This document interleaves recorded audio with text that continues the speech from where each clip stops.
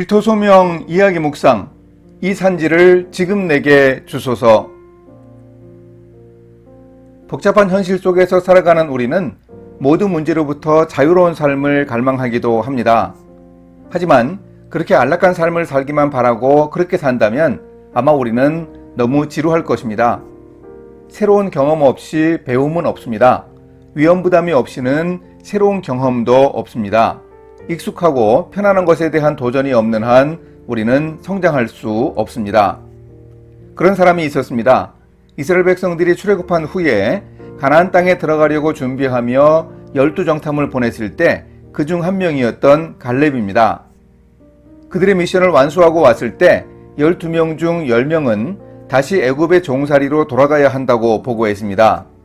그러나 갈렙과 여호수아는 하나님을 신뢰하면 충분히 그들을 이길 수 있다고 보고했습니다.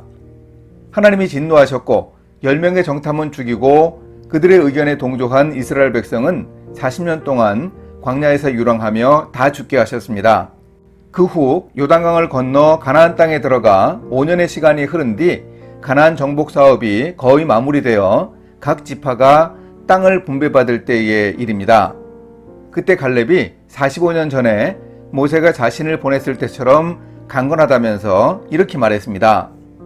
그날에 여호와께서 말씀하신 이 산지를 지금 내게 주소서. 당신도 그날에 들으셨거니와 그곳에는 아낙 사람이 있고 그 성읍들은 크고 견고할지라도 여호와께서 나와 함께 하시면 내가 여호와께서 말씀하신 대로 그들을 쫓아내리이다 하니. 여호수아 14장 12절. 갈렙은 산지를 달라고 했습니다. 그곳에는 아낙 자손이라는 거인족이 있고 견고한 성벽을 건설하고 사는 사람들이 지키고 있습니다. 모세가 약속한 대로 그곳을 달라고 갈렙은 여호수아에게 요구하고 있습니다. 믿음은 이런 놀라운 용기와 활력을 가지고 있습니다. 갈렙의 믿음은 산지라도 포기하지 않는 적극성으로 나타났습니다. 85세면 평화로운 지역에 멋진 콘도나 한 채 달라고 하는 것이 더 어울리지 않겠습니까?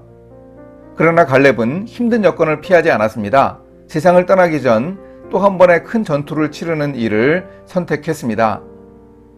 행복심리학자 마틴 셀리그먼이 신앙을 가진 사람들 수백 명을 대상으로 한 가지 연구를 했습니다. 낙천적이고 믿음이 충만한 사람에서부터 가장 비관적이고 믿음이 없는 사람에 이르기까지 4부리로 나누었습니다. 가장 낙천적이고 믿음이 충만한 사람의 90%는 85세까지 살았습니다. 그런데 가장 부정적이고 비관적인 사람들 중에서 85세까지 사는 사람은 34%였습니다. 사고방식에 따라서 85세까지의 생존율이 확연하게 차이가 났습니다.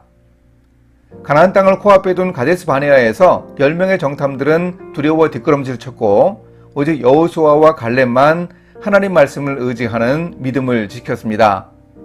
그들은 할 수 있다고 말했고 가서 싸워 이기자고 했습니다. 그런데 그렇게 긍정적인 사고방식을 가지고 있던 사람들이 45년 뒤에도 역시 기운찼습니다. 미국 캘리포니아 대학교의 노화 연구자인 마리안 다이아몬드 박사가 말합니다. 우리 두뇌가 건강하게 계속 개발되어 가기 위해서는 의도적으로 유도된 도전이 필요합니다. 바로 산지가 필요합니다. 쉽지 않은 조건입니다. 피할 수도 있는데 도전하는 용기가 필요합니다. 다이아몬드 박사가 쥐를 가지고 실험했습니다. 먹이 접시 앞에 장애물을 둔 쥐들과 그냥 먹게 한 쥐, 두 부류의 쥐들을 살펴봤습니다.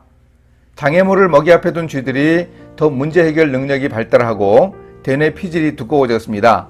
600일 이상 된 쥐들을 대상으로 실험했더니 800일까지 살았습니다. 장애물이 있어도 피하지 않고 도전하는 용기가 우리에게도 필요합니다.